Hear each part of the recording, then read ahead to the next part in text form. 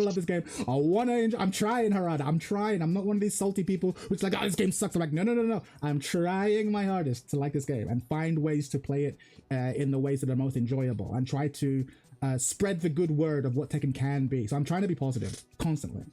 But I think the problem that I'm having, and a lot of what we're talking about is, I actually want to hear your thoughts on this. I think a lot of the reason why we play fighting games is it's fun to feel powerful. It's fun to like learn a new technique and to execute it and to, yeah, it's a bit of a power fantasy. And not a dumb power fantasy like in, let's say, a crazy action game, which is easy mode. Like, it's a difficult challenge. Failure is very common. So then when you win, you feel great, right? But I think a lot of it is about power. I think what's really frustrating in Tekken 8's philosophy is I think they wanted players to feel very powerful when they're playing their characters, which is why the moves are so bombastic, why heat the system works the way it does, why everything is so crazy. But the problem is you're always going to spend about 50% of the round defending. And so I find that you often feel more powerless than powerful, more often than not. I often feel like I'm quite helpless, or I'm just at the whim of the person I'm playing against. Upon mercy. Yeah, exactly. And I think that's the thing that's the most frustrating. So they've failed to deliver on I think they failed to deliver on the experience that they wanted, right? And I think what they wanted was it's a good goal. Like, they want players to feel very powerful on offense. But I think oftentimes the net experience is that in Tekken 8, more than in Tekken 7, I often feel completely powerless in a way that I didn't when I was playing Tekken 7. You know, people often complained about, the backdash meta, right? Like, you constantly have to backdash and how boring that is. But the thing is, maybe that was boring to some people. I don't think it was. I think that's a bit overblown. Maybe watching tournaments got a bit boring. Yeah, watching that tournament. Totally. But yeah, exactly. But let's be real. When you were actually playing Tekken 7, how often were you actually facing against, Kunimitsu on Infinite Azure? Like, not that often, right?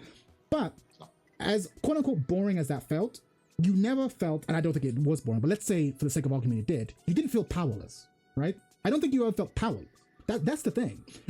Potentially you felt powerless if you were the one chasing after Kunimitsu, right? And she's backdashing out the way. So then maybe you felt powerless. But like now, I feel like you feel powerless against 90% of the cast. And what's really interesting was I didn't want to be salty when I was playing Leo, and I was really struggling with this game, really trying to get into it, which is why for the past few months I've been playing different characters. And it's really funny.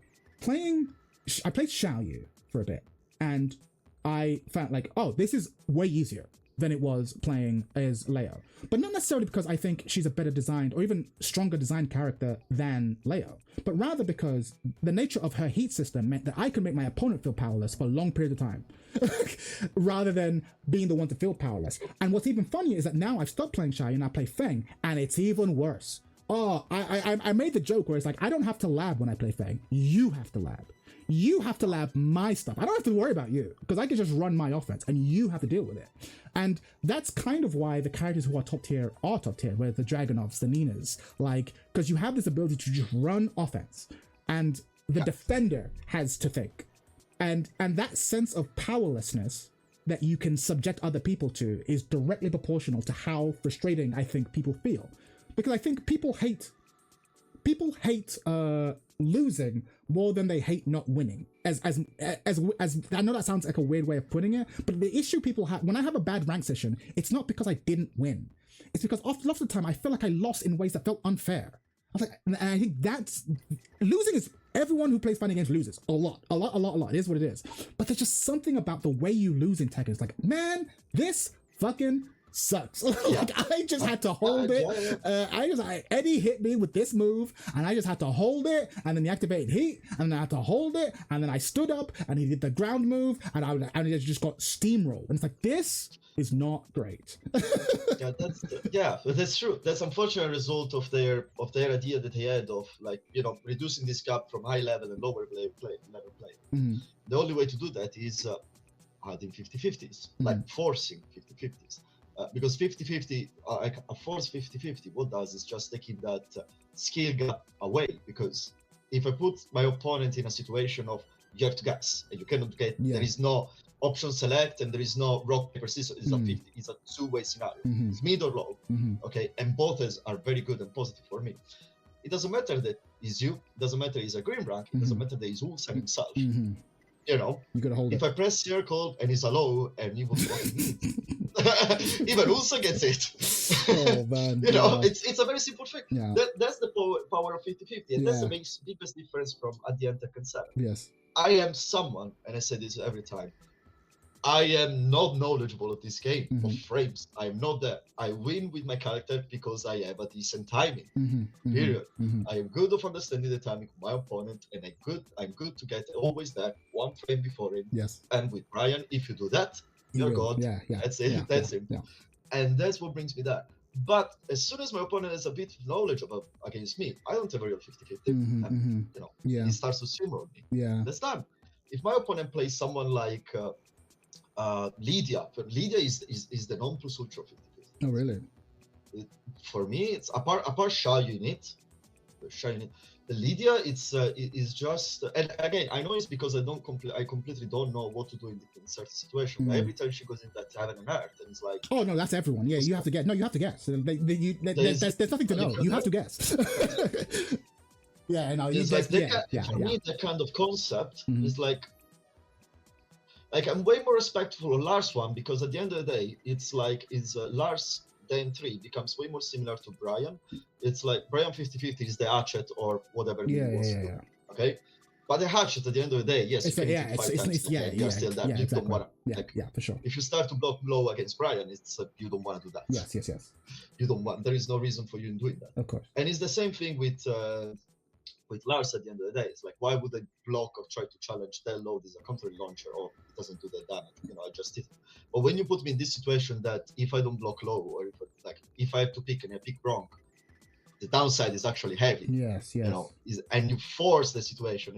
That's where it makes you feel really powerless. Yeah. You know, getting a force 50-50, and then it knocks you down. Yes. The wall splats, the wall blasts you. Yeah. You know, or engages. It's like, that's a bit too much. You know, yes, let me pick, force me to pick.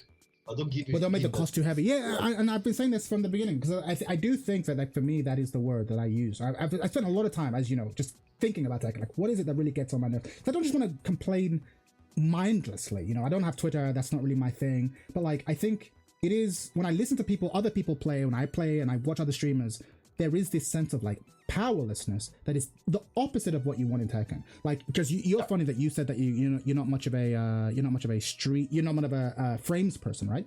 And like, I'm the opposite. I am a frames person. I like to know everything, right? I lab everything. I lab too much, right? And I overthink things. And one of the things I liked about Tekken was that, you know, there's that old saying that knowledge is power. In Tekken, that was really true. The more you knew, the more powerful you genuinely were. And maybe too much, right? Maybe that was the case. Maybe they wanted it. Maybe they wanted to shrink the gap between, because a knowledgeable player could just shut down a non-knowledgeable player like that. Like, you just shut them down completely. And maybe they were like, well, we want to reduce that skill gap. We want to make it so that even if someone has less knowledge, then if person A has less knowledge than person B, person A still has a means of threatening and making B sweat. And I can understand that goal. But it's had the converse thing of like, well, then why am I studying? Why am I studying for this test? That goes against what Tekken has always been. Yeah. Because at the end of the day, yes, I say I'm not knowledgeable player, but I know basic punishes, guys. I know my basics. Yeah, for sure. Yeah. It's like, I know that if I block highs, we have to run. Don't worry. So just because people maybe didn't see me play. True. So, like, I know my basics. I just don't know most of, there are a lot of matchups that I don't know. Sure. But it's like Tekken has always been and used to be that. Once you get to a certain level, it's like you block a specific move to counter in a situation. Like, use a specific move in a specific situation depending on the frame that you are. It becomes punish, or it becomes a more passive move, or jab, or mid charge. It's always this quick decision making depending on the frame that there are. This yes. And then you put the mental game off depending when you're a bit more neutral. Sure. But this goes all away, gets blown all away when basically you never get a chance to do that once, or you just, once you block and everything, you don't have an option selector, you don't have a rock, paper, scissors, and just goes completely away, and you just flat out the game experience.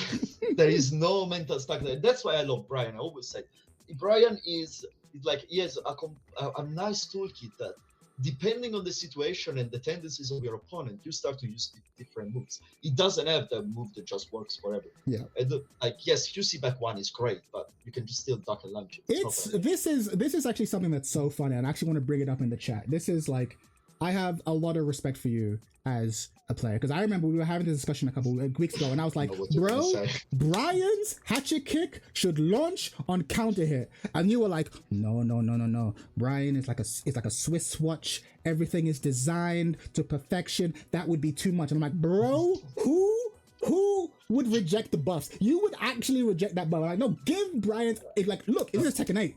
Brian's hatchet kick should launch on counter hit. You don't, like you said it yourself, you don't have a mix up. So if I counter hit you with this big, slow ass low, it should look, I don't even play Brian. And I'm like, yo, make the low. And you were like, no. That's too much. I'm like, bro, I respect that. No, because honestly, because there's a lot of players who, I just want my character to be really powerful, and they don't really think about broader balance. They don't really think about, because that's how I am with Leo. People are often talking about Leo as like buff Leo, and I'm like, Leo's the kind of character who's like only ever 2 buffs away from being broken. So I'm like, yeah, Leo's a little bit below the power curve, but let's not do too crazy. I feel like when you really do love a character, you kind of don't want them to get too crazy. So I understand that mindset. But as someone who doesn't play doesn't play Brian, and who beats Brian's up all day, I'm like, bro, you need all the help you can get. Give him that hatchet kick counter hit. Let it do it. But yeah, it's. Well, look, let's put it like this. Let's say this with this one that you bring up, it's a nice assist to connect to actually what could be a very nice topic for the next half an hour. And it's like, if you give Brian such a strong tool, you give basically Brian a Scourge that just doesn't crush his eye, because Scourge crashes in the eye. Sure. Because it needs to. But anyway, you have a counter launcher low, so basically it becomes almost a complete 50-50. It is a complete 50-50. But it's not though, because it's only, I feel like counter hit's different to a 50-50. Do you know what I mean? Because it's a timing thing. Yeah, it becomes a timing thing, but still it will just take away that much of the character identity that then is going to just end up to be another character that is losing his pure archetype and his pure game style, and just get another flat out Claudio, you know. Plus, and I think you can tell me this as well. I won't hear what you think about this. The nice thing of playing with Brian is that, you know, you reach a certain rank, and then you know that reaching that rank with Brian, especially Brian for my case, it's actually a nice achievement, not because of execution, but for how hard it is to play. No, I understand. Yeah, Brian, yeah, I agree. But in general, you take pride in what you learn and how much far you got, because every single color rank I got, even in Tekken 7 with Brian, because I started in Tekken 7, I was ruler with Falcon Ram and Leroy, and I was orange rank with Brian. That's the reality. Yes. And then I made it to blue ranks with Brian. And it took me time. But then you go to take away all that, just give him a busted low, because that's what it would be, a hatchet. It would. Okay, continue. It is a busted low. In my opinion. Okay, continue. But it's gonna end up to be, and this reattaches to what is one of my secondary character, but I don't play anymore because I find it boring, to what they done with martial law. You anyway add an element that goes down the character a lot, that you don't find any more excitement into play. Because I love to play low in Tekken 7. And when I started to play Tekken 8, in my mind is that I'm gonna build, before was out, I'm gonna build my hitbox, which is there, and I wanna play low, and I will finally master the proper DSS.